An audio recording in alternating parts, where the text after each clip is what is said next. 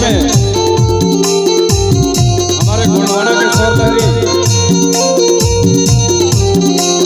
ओम प्रकाश कोया जी पधार चुके हैं। मैं चाहूंगा आप लोग जोरदार ताली बजाएंगे साथियों ओम प्रकाश कोया जी के लिए।